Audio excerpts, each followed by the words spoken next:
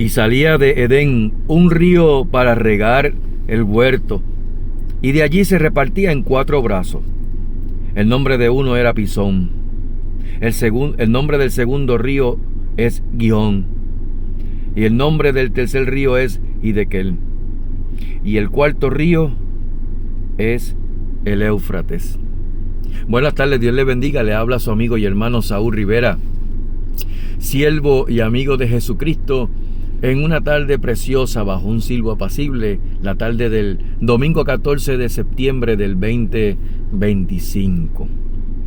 Como escucharon al principio, hablé acerca de Génesis capítulo 2, verso del 10 al 14, referente a 4 ríos que salían del huerto del Edén, que se repartía un río en 4 brazos, siendo el cuarto río o el cuarto brazo el río Éufrates. Actualmente, el río Éufrates cruza una región desde Turquía hasta Irán. Turquía, Jordania, Irak, Irán, haciendo, bueno, en este caso sería así, desde Turquía hacia Irán, bordeando todo el norte o noreste de Israel. ¿Y qué hay con ese río? Vayamos y acompáñeme un momentito a Apocalipsis capítulo 9, verso 13 y 14. El sexto ángel tocó la trompeta y oí una voz de entre los 4 cuernos del altar de oro que estaba delante de Dios, diciendo al sexto ángel que tenía la trompeta, escucha lo que le dijo: desata a los 4 ángeles que están atados junto al gran río Éufrates. Verso 15. Y fueron desatados los 4 ángeles que estaban preparados para la hora, día, mes y año, a fin de matar a la tercera parte de los hombres. Verso 16. Y el número de los ejércitos de los jinetes eran 200 millones. Yo oí su número, dijo Juan. Ahora, acompáñame al capítulo 16 de Apocalipsis y leamos en el verso 12. El sexto ángel derramó su copa sobre el gran río Éufrates, y el agua de éste se secó, para que estuviese preparado el camino a los reyes del oriente.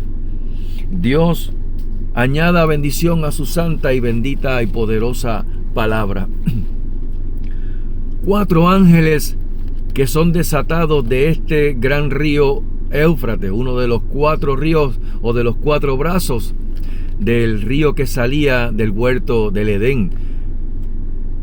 Huerto que Dios, al sacar a Adán y a Eva de ese lugar, junto con la serpiente también, pone querubines al resguardo de ese huerto con espadas en fuego revolviendo todo el huerto.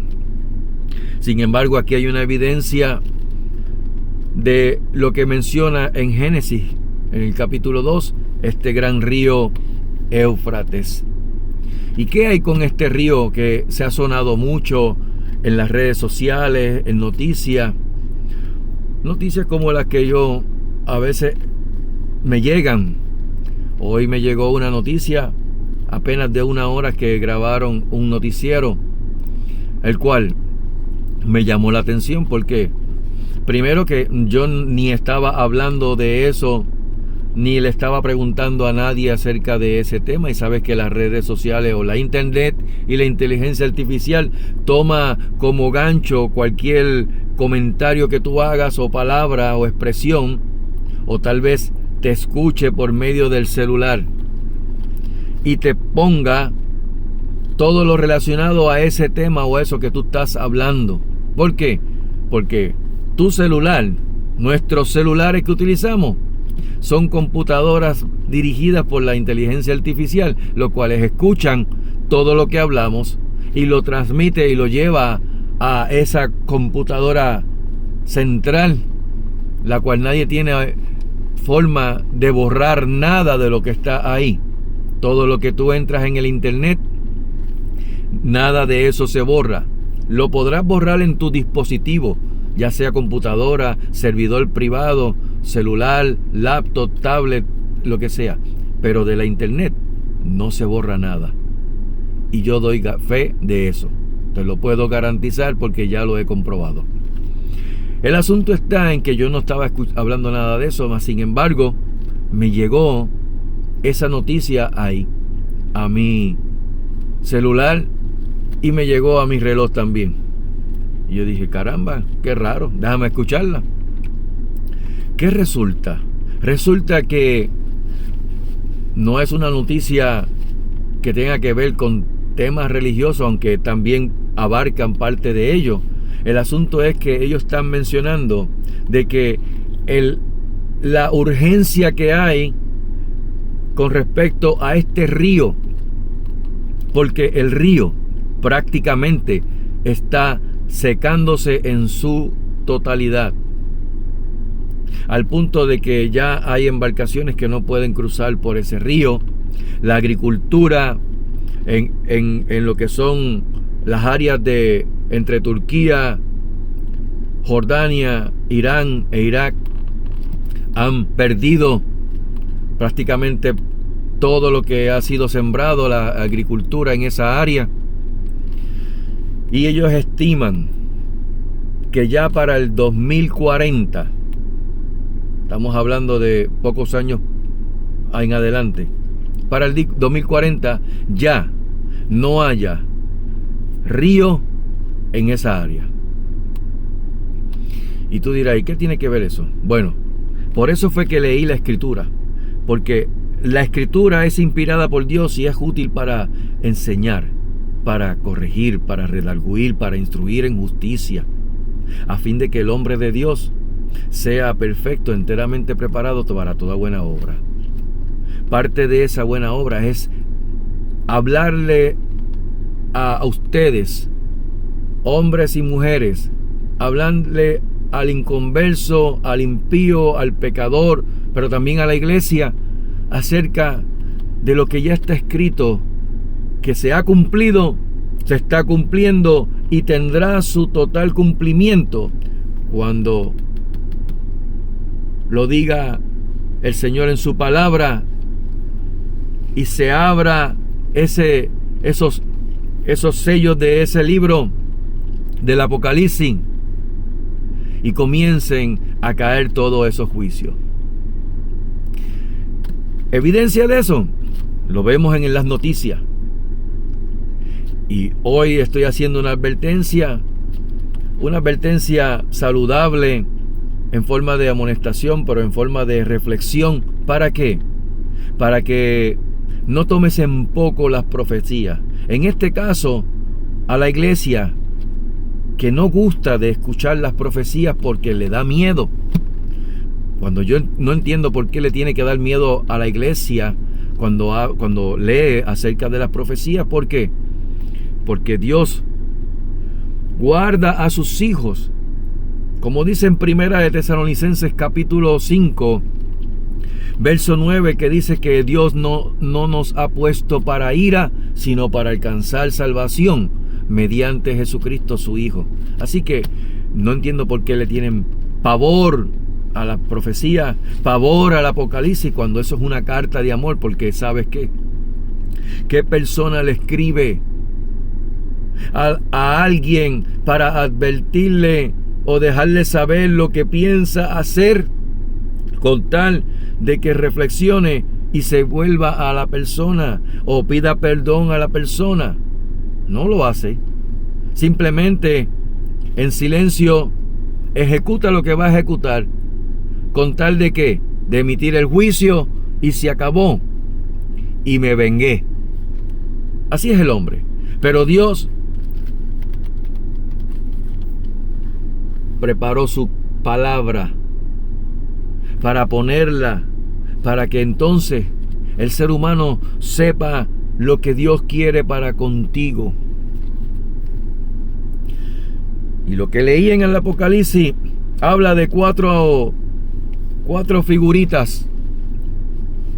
Lo voy a poner en diminutivo, aunque debería de ponerlo en aumentativo, porque son 4 emisarios que van a ser desatados. ¿Para qué? Para desatar juicio sobre una tercera parte de la humanidad. 4 ángeles que serán desatados y están junto al gran río Éufrates. Así lo dice. Pero también el Señor, hablándole a Juan, le dijo que ese mismo ángel, porque déjeme decirle algo, aquí no, cuando se habla del Apocalipsis, no se está hablando de tiempos. No se está hablando de un tiempo. No te dice que en tal año va a pasar esto, en tal año va a pasar esto, en tal año va a pasar esto, y así sucesivamente. No. Cuando usted escuche acerca de sellos, trompetas y copa, tú no puedes determinar el tiempo. Pero sí te puedo decir algo. Cuando un rey iba a una ciudad e iba a emitir juicio, a llevar juicio o conquista o lo que fuera, primero hacía su carta, la sellaba con su sello imperial de rey. El mensajero tomaba ese rollo con su sello y lo llevaba al lugar. Y entonces, en el lugar, ¿qué hacía? Primero partía el sello del rollo, abría el rollo, leía el mensaje, se tocaba trompeta y se emitía el juicio. La Biblia en Apocalipsis habla de 7 sellos, 7 trompetas y 7 copas de la ira de Dios. Algunos piensan que son 21 juicios, otros piensan o otros entienden que son 7. El asunto está que el ejemplo, la analogía que le di con respecto al rey, es que todo pasa en un lapso de tiempo corto. Lee, toca trompeta y ejecuta el juicio. Y el mismo sexto ángel que tocó la trompeta, el sexto ángel tocó la trompeta y se desataron los 4 ángeles que estaban atados junto al gran río Éufrates. Trompeta. Es el mismo sexto ángel que derrama su copa sobre el gran río Éufrates, secando todo el agua del río.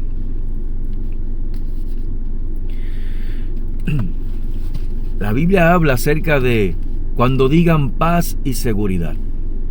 Y quiero dejarles saber, como tal vez pueden ponerlo como forma de advertencia, forma de reflexión, tal vez no le tomen como nada y no le presten atención, pero tengo que decirle algo. Se habla de paz y seguridad, y el Señor dijo, cuando digan paz y seguridad, no cuando tengan, cuando digan paz y seguridad, vendrá sobre ellos destrucción repentina como los dolores a la mujer encinta, y no escaparán. Entonces,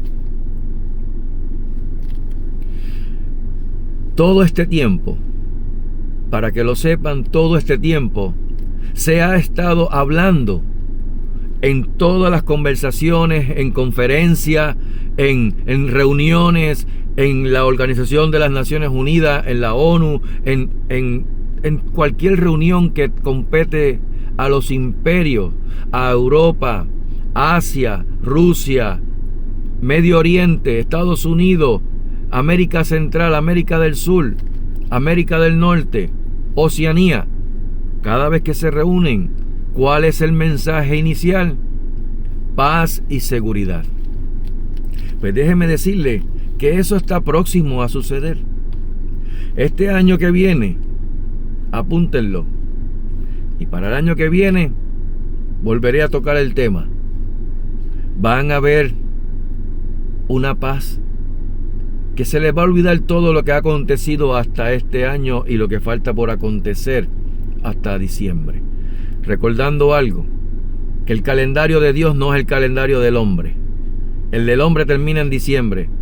El de Dios, el de la Escritura, no termina en diciembre su calendario. Termina en marzo. Así que para el año que viene van a ver y sentir una tranquilidad y una paz que los va a confundir. Pero se van a dar muchas sorpresas. Muchas sorpresas. Yo solamente les advierto o les animo para que lean la Escritura y aquel que se haya apartado vuelva a los caminos del Señor. Para aquel que no haya escuchado, venga y vuelva a los caminos del Señor. Y tú digas tal vez, Saúl, pero es que tú estás hablando como de miedo, tirando miedo. Mira, el miedo tiende a ser enemigos de muchos, pero también tiende a ser amigos de muchos también. Porque el miedo que tal vez tú piensas que estoy provocando es ese miedo que cuando tú estás en una montaña y te acercas a una peña y no te das cuenta que hay un risco, ese miedo es el que te frena y te hace echar para atrás para no caer al precipicio. Y lo que estoy haciendo es eso, provocando que haya eso en tu corazón para que reflexiones y vengas a la Escritura. Y en la Escritura, porque la fe viene por el oír y el oír de la palabra de Dios, y los ojos puestos en Jesús, el autor y consumador, es poniendo los ojos en la palabra, la cual te lleva a toda verdad y a toda justicia, la cual por su espíritu te convence de pecado, de justicia y de juicio, te lleva a una convicción que provoca en ti arrepentimiento de vivir en desobediencia a su palabra, y su misericordia te alcanza y su gracia, que es Jesucristo, te salva. Porque para eso fue que Él murió, para que todo aquel que en Él cree no se pierda, mas tenga vida eterna en Él. No es más nadie. Pero eso va a producir en ti frutos de labios que confiese el nombre de Jesucristo como tu Señor. ¿Sabes por qué? Porque la inmensa mayoría, por no decir el 100%, quiere tener a un Salvador. Siempre se ve. De hecho, en las elecciones se ven. Eligen a un gobernante para que los salve de la opresión que hubo durante 4 años atrás o 8 años atrás. Todos gozan y quieren gozar de un Salvador, pero no quieren tener un Señor. ¿Por qué? Porque cuando tú eres Señor cuando alguien es Señor tuyo, ya tú no te mandas, Él te manda. Entonces, si Dios no es tu Señor, si Jesucristo no es tu Señor, pregúntate como una pregunta que no tiene ni siquiera que preguntártela. ¿Quién es entonces tu Señor? Porque la persona es esclava, siervo de aquel que lo tiene sujetado. Y si no te está sujetando Jesucristo por su palabra, quien te sujeta es Satanás con su desobediencia a su palabra, y el pecado te domina y eres esclavo del pecado. Por eso es que te animo a que vengas, abras tu corazón y proclames a Jesucristo como tu Señor, en total arrepentimiento de haber vivido a espaldas de su palabra, con una convicción de que lo estás haciendo de corazón, porque tú no puedes burlar a Dios. Dios no puede ser burlado. Lo que tú siembras, eso también vas a cosechar. Lo que todos sembramos, eso también cosechamos. Por eso es que yo no puedo burlar a Dios. Él conoce nuestro corazón y Él sabe cuando nosotros venimos arrepentidos a Él. ¿Por qué? Porque los sacrificios de Dios son el espíritu quebrantado, al corazón contrito y humillado. Él no desprecia nunca, jamás. Salmo 51, verso 17. Y te pide, demanda, porque lo dice en Hechos 17, que Dios, habiendo pasado por alto los tiempos de esta ignorancia, ahora manda a todos los hombres en todo lugar a que se arrepientan, por cuanto ha establecido un día al cual juzgará al mundo con justicia, por aquel varón a quien designó, dando fe a todos con haberle levantado de entre los muertos. ¿Quién es ese? Jesucristo. Y cuando eso ocurre en tu corazón, entonces produce en tu interior lo que dice Pablo el apóstol a los romanos, en Romanos capítulo 10, verso 8 al 10, más que dice: cerca de ti está la palabra, en tu boca y en tu corazón. Y esta es la palabra de fe que predicamos, que si confesares con tu boca que Jesús es el Señor y creyeres en tu corazón que Dios le levantó de entre los muertos, serás salvo. Porque con el corazón se cree para justicia, mas con la boca se confiesa para salvación. Si escuchaste hoy su voz, no endurezcas tu corazón. Te lo pido y te lo ruego en el nombre de Jesús, que no hagas de oído sordo a este mensaje, porque queda poco tiempo. Maranata, Cristo viene. Que Jehová les bendiga y les guarde, que Jehová haga resplandecer su rostro sobre ustedes y tenga de ustedes misericordia. Que Jehová alce sobre ustedes su rostro y ponga en ustedes, mira, shalom, paz.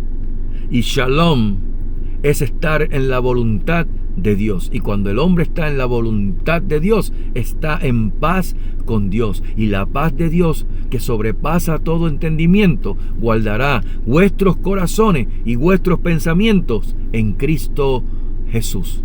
Dios te bendiga y nuevamente, shalom.